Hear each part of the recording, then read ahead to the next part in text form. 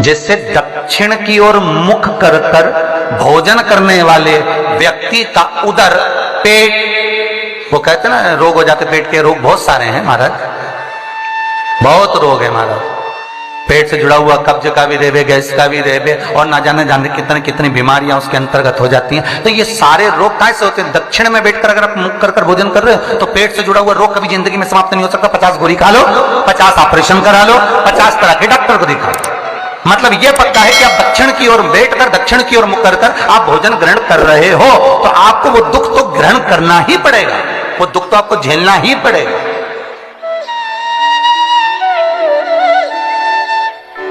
चलो याद करिए, पुराने समय में कितना प्रेम होता था भाइयों में। सत्य बोलना, बहनों में, भाइयों में, बुआओं में इतना बड़ा परिवार और ऐसा प्रेम रहता था। कोई जमीन मांगे ना जायदाद मांगे, ना दुकान का हिस्सा मांगे, ना रकम मांगे, इतना प्रेम कहां से आता था? तो पुरानी बात याद करो, पहले के समय में ये सीमेंट के मकान बनते थे क्या? अरे बोलते जाओ, नहीं। क्या होता था? चूना मंगवाया जाता था, मिट्टी मंगवाई जाती थी, उसमें गुड़ मिलाया जाता था।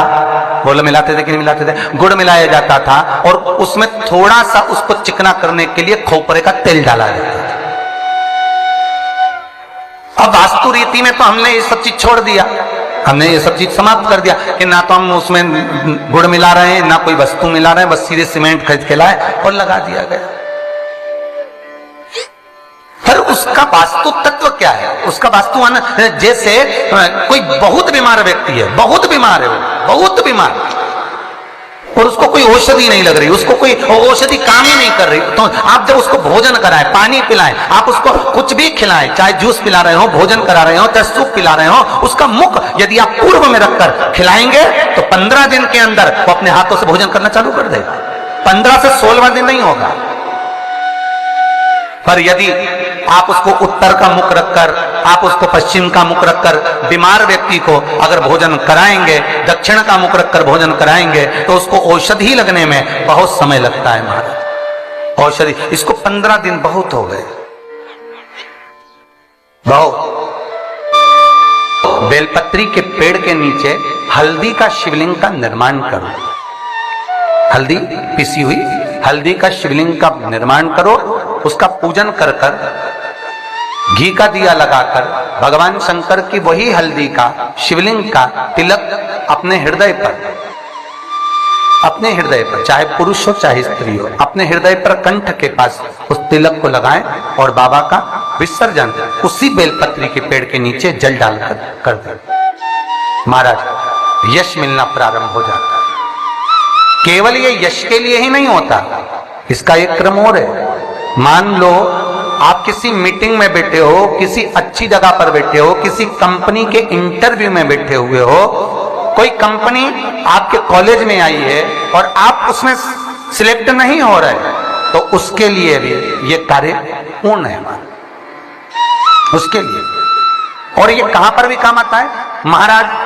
मान लो आप किसी कार्य के लिए जा रहे हो और वो कार्य बहुत जरूरी है कि इस व्यक्ति से मुझे ये पैसे निकलवाना है, इस व्यक्ति से मुझे ये काम निकलवाना है, और वो व्यक्ति बहुत दिन से हाथ में आ ही नहीं रहा, तो उसके लिए भी ये कार्य किया जाए। अर्थात कीर्ति शुद्ध हो, पवित्र हो और यश की प्राप्ति। हल्दी का यश। नूतन मकान के पाए में एक नारियल के गोले में गुड़ भरकर, शमी पत्र रखकर उसको दबा दिया जाए तो उस घर में कभी संपदा की कमी नहीं होती और क्लेश नहीं हो सकता, चाहे कितनी भी अहंकारी बहू क्यों ना हो, चाहे कितना भी अभिमतता रखने वाली सास क्यों ना बहू, उस सास बहू में प्रेम ही रहेगा, क्लेश नहीं हो सकता, उसमें विवाद नहीं हो सकता।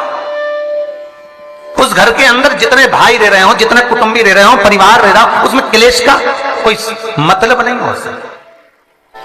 तो भगवान शिव की कथा कर रही है, स्कंद पुराण वर्णन कर रही है महाराज, सुंदर अग्नि पुराण और वामन पुराण कर रही है। एक गोले में गुड़ शमी पत्र रखकर जो दबाया जाता है उससे जीव को, इसलिए आज भी हमारे यहाँ नियम है, जब आप लोग नहीं दबा पाते तो जब वास्तु पूजन कराने पंडित जी आते हैं तो एक चांदी के, एक तांबे के लोटे में नाग नागिन उसमें शक्कर भरते हैं, शक्कर भर के उसको दबाते हैं कि भले तुमने गुड़ नहीं रखा तो शक्कर दबा दो, पर उसको गोले में रखना चाहिए, परंतु उसको रख देते हो तांबे के कलश में। नियम वही है पर उसको चेंज कर दिया गया समय अवस्था में कर दिया कि उसमें तांबे का कलश रखो, चांदी का नाग नागिन रखो, शक्कर भरो, फिर दबा। और नियम वो है कि नारियल का गोटा हो, गुड़ भरा हो, उसमें भले तुम नाग नागिन रखो चाहे कुछ भी रखो, पर समी पत्र अगर रख दिया तो नाग नागिन की भी जरूरत नहीं है। समी पत्र रख दिया तो वास्तु की मूर्ति रखने की भी जरूरत नहीं है। समी पत्र में 33 कोटि देवता एक एक पत्ती के रूप में उस समी पत्र के भीतर विराजमान रहते हैं, जिसको हम विराजमान कर रहे होते। सुख समृद्धि वैभव आनंद देते। भगवान शंकर पर जो जल चढ़ता है वो उत्तर दिशा की ओर क्यों जाना चाहिए, ठीक है। और पूजन करने वाले व्यक्ति को महाराज दक्षिण में बैठकर उत्तर की ओर मुख कर शंकर का अनुमोदन क्यों करना चाहिए, ठीक है। जब हम शिव जी की अर्चना करते हैं तो हमारा मुख कहाँ ज्यादा होना चाहिए, उत्तर की ओर, ठीक है। दक्षिण की ओर से हम बैठे हैं, जहां भगवान का जल जा रहा है महाराज उस ओर देखते हुए, अर्थात उत्तर की ओर हमारा मुख होकर हम भगवान के शंकर की आराधना करें। जैसे पूर्व अभिमुख होकर शिव की जो आराधना करी जाती है वो एक श्रेष्ठता का फल देती है, फल देगी, मना नहीं है। पश्चिम की ओर मुख कर जो शंकर की आराधना करी जाती है उसका फल मिलेगा, मना नहीं है। पर दक्षिण में बैठकर उत्तर की ओर मुख कर जब हम शंकर की आराधना करते हैं उसका जो फल होता है वो शीघ्र प्राप्त होता है। पर ज्यादातर लोग कैसे करते हैं, आप लोगों ने भी तो करा होगा, बोलो जरा जम के, कहां बैठते हो महाराज जी, उत्तर की ओर तो जलाधारी का मुख है, ऐसे एक सहज भाव। ये शिवलिंग है, ये जलाधारी, ये उत्तर की ओर है, तो तुम लोग कहां बैठोगे, ये यहां जा रही है तो ये शिवलिंग है तो तुम इसके सामने बैठोगे, कि जल यहां से जा रहा है तुम उसके सामने बैठो। पर बैठना कहां चाहिए, जहां शिवलिंग है यहां से जल बह रहा है तो यहां बैठो। फिर बाद में लोग कहते हैं महाराज जी हम तो शंकर जी की खूब पूजन करते, हमने तो खूब अनुष्ठान करा पर फल कम क्यों मिला। उसका कारण है पूर्व अभिमुख होकर करोगे मिलेगा पर थोड़ा समय लगेगा, पश्चिम अभिमुख होकर करोगे मिलेगा, थोड़ा समय लगेगा।